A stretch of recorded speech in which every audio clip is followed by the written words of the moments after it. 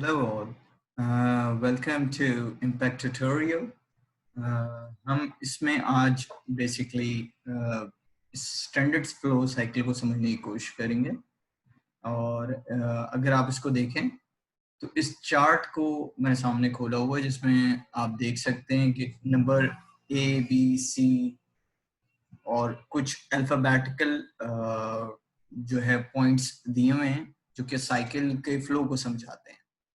सो अगर आप ए को देखें तो ए जो है एड एम्प्लॉय, उसके बाद बी की तरफ हो जाता है, उसके बाद कैटलॉग सेटअप होती है, उसके बाद कैटलॉग सेटअप के बाद सी दिखा रहा है कि परचेजिंग इन होती है और परचेजिंग इन के बाद जो डी आता है पंचिंग ऑफ ऑर्डर। मतलब जब तक कि कैटलॉग सेटअप होने के बाद परचेज ना हो जाए, परचेज होने के बाद पंच ना हो जाए, परचेज ना हो जाए जब तक पंच नहीं होती।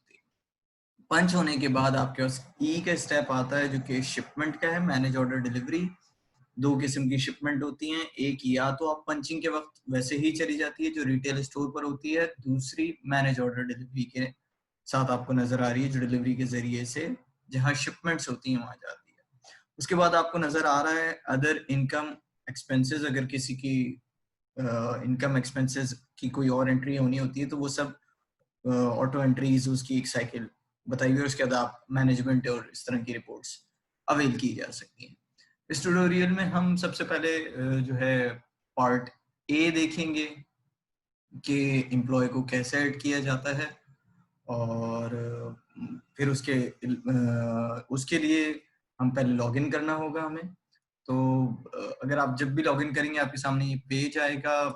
अगर तो सिक्योरिटी मॉड्यूल ऑन हुआ हुआ है जो कि लाइव में ऑन हुआ हुआ होता है तो वो इसके साथ ही आपको सिक्योरिटी कोड भेजता है जो कि एडमिन यूजर को भेजा जाता है, जिसको जो जो असाइंड होता है, जिसके पास टोकन आता है, या फिर अगर उन्होंने अलाउ किया हुआ है तो जो यूजर लॉगिन हो रहा है उस लॉगिन यूजर को अपना टोकन आता है।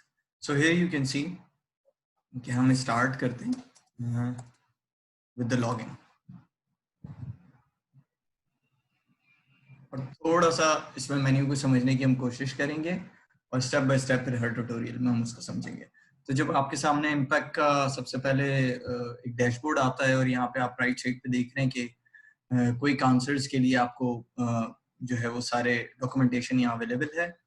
इसके अलावा यहाँ पर अगर आप थोड़ा सा चैट के आइकन की तरफ देखें तो वहीं आस्क लिखा है। अगर आपको कोई चीज पूछनी है तो आप यहाँ से हमारी टीम से जो है वो हेल्प ले सकते हैं। इसके अलावा यहाँ पर आपको सपोर्ट सिस्टम के हवाले से भी लिंक लिखा हुआ है। अगर जो लोग जो सपोर्ट जिनको अवेल हुई होती है, जो पेड कस्टमर्स हैं हमारे, वो सपोर्ट ले सकते हैं। इसके अलावा यहाँ पे आपको डैशबोर्ड में मुख्तलिफ sales analysis, sales by month report और मुख्तलिफ रिपोर्ट्स आपको यहाँ नजर आ रही हैं, इंक्लूडिंग हिस्ट्री लॉग होती है जो मुख्तलिफ यूजर्स की आपकी हिस्ट्री लॉग, जैसे मैं अभी लॉग इन हुआ तो ये लॉग्ड आउट लॉग्ड इन की तमाम हिस्ट्री लॉग होती है। इसके अलावा अगर जब आप लेफ्ट पे देखें तो आपका एक लेफ्ट पे पूरा मेन्यू आ रहा है जिसको हम थोड़ी देर में समझेंगे, और उसके बराबर में टॉप में क्विक लिंक आ रहा है जिसमें एक परसेंटेज कैलकुलेटर का लिंक है, कंफर्म ऑर्डर्स का है, ऑर्डर्स पे आप ऑर्डर के पेज पे ले जाता है, स्टॉक मैनेजर का है, ट्रांजैक्शन पे जाएं तो purchase order, payment voucher, receive payment का है, पॉइंट ऑफ सेल है जहां पे आप जाके सेल्स की पंचिंग कर सकते हैं। तो जैसा हमने देखा कि यहाँ पे पॉइंट ए में एड एम्प्लॉय की बात हो रही, तो अगर आप लेफ्ट मेन्यू में जाएं और नीचे जाएं तो आपको HR मैनेजमेंट नजर आएगा जहाँ पे आपको HR के अंदर एम्प्लॉयज, डिपार्टमेंट डेजिग्नेशन, डॉक्यूमेंट्स नजर आएंगी। ये एम्प्लॉय यहाँ से ऐड होते हैं और एम्प्लॉयज की फर्दर साइकिल चलती है जिसमें आप डिपार्टमेंट और डेजिग्नेशन देखते हैं। उसके बाद आपका कैटलॉग सेटअप आप देख रहे हैं यहाँ पे। कैटलॉग सेटअप आपको यहाँ मिलेगा। दो किस्म का कैटलॉग सेटअप होता है जो आपको इसमें बताया भी गया है कि मैनुअल एड कैटेगरीज और एड प्रोडक्ट, जो आप इसके मजीद कैटलॉग के ट्यूटोरियल में आप डिटेल ट्यूटोरियल में देख भी सकते हैं।